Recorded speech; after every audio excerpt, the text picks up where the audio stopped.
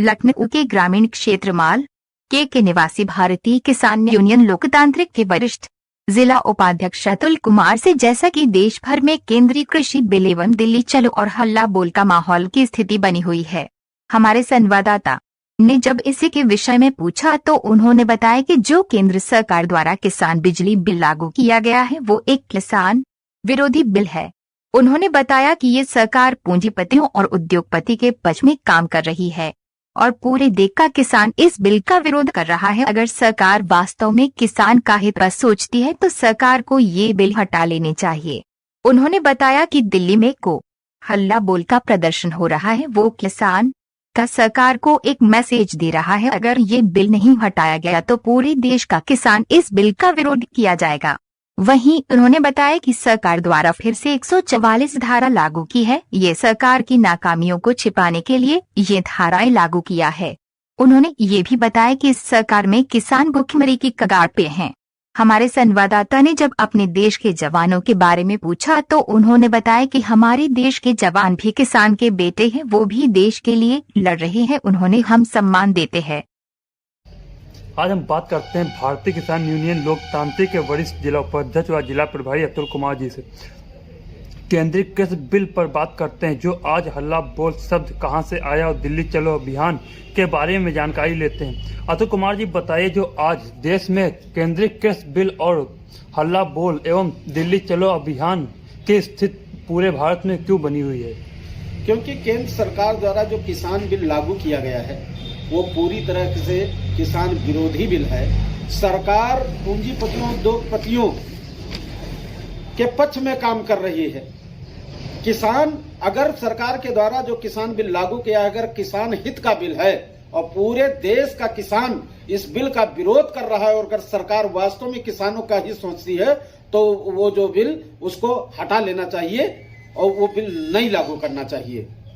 और सरकार अगर बिल लगाने में लागू है तो इससे प्रतीत होता है सरकार कहीं ना कहीं पूंजीपतियों उद्योगपतियों को लाभ पहुंचाने के लिए किसानों का शोषण कर रही। इसलिए आज ये दिल्ली में जो हल्ला बोल का कार्यक्रम है, इससे एक मैसेज देके पूरे देश में जो है सरकार के विरोध में, अगर ये बिल जो बिल लागू किया वापस नहीं किया है तो पूरे देश में इसका संगठन विरोध करेगा और जितने भी किसान हैं सड़कों पर उतरकर संघर्ष करेंगे। आज पूरे देश में 144 धारा लागू की गई है, इसके बारे में क्या आपका कहना है? क्योंकि सरकार अपनी नाकामियों को छिपाने के लिए ये काम कर रही है। आज आप देख लीजिए, किसान, जवान, व्यापारी, छात्र सभी परेशान चल रहे हैं और जब वो परेशान होकर कोई अपनी आवाज को उठाने का काम करते हैं तो सरकार इस तरीके की 144 लागू कर दिया, कोरोना हावी हो गया, वहां लॉकडाउन लगा दिया, इस तरीके से करके अपनी नाकामियों को छुपाने, जो किसान अपनी आवाज उठा रहा है उसको दबाने के लिए काम कर रहा है। आप देख सकते हैं आज जो भी अपनी सही मांग को उठाता है और सरकार उस पर मुकदमे लगाने का काम कर रही है। इसलिए सरकार अपनी नाकामियों को छिपाने के लिए इस तरीके का काम कर रहा है, क्योंकि इस सरकार में किसान भूखमरी की कगार पे आ गया है। किसान त्राही त्राही कर रहा है। आज किसी भी धान क्रय केंद्र पे चलिए, दावे टीवी अखबार में नहीं हकीकत में देखिए, आज किसानों का धान खरीदा नहीं जा रहा, औने पौने में बिचौलिए खरीद रहे हैं और किसी भी क्रय केंद्र पर किसानों का धान नहीं लिया, उसमें कमी निकाल दी जाती है। इसलिए किसान की लागत भी वापस ना रही। आज किसान भुखमरी के कगार पर आ गया है। आत्महत्या के सिवा किसान के पास दूसरा कोई रास्ता नहीं बचा है। पर आज पूरे भारत में जवान किसान आमने सामने खड़े हुए हैं। अब वो भी जो जवान हैं वो भी हमारे बीच के लोग हैं।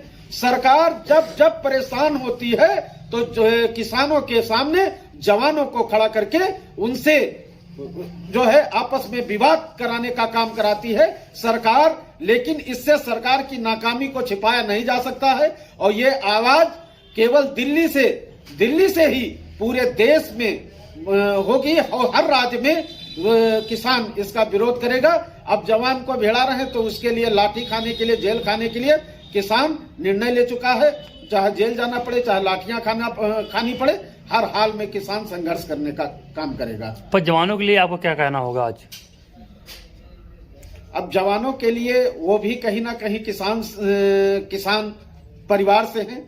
मैं उनसे भी कहूंगा, अब वो नौकरी कर रहे हैं, उनकी मजबूरी है, लेकिन उनसे उनके लिए शुभकामनाएं करेंगे, क्योंकि आज हमारा देश जो सुरक्षित है वो जवानों के उससे सुरक्षित है। और हम जवान का, हमारा किसान तो जवान का बराबर सम्मान करते हैं।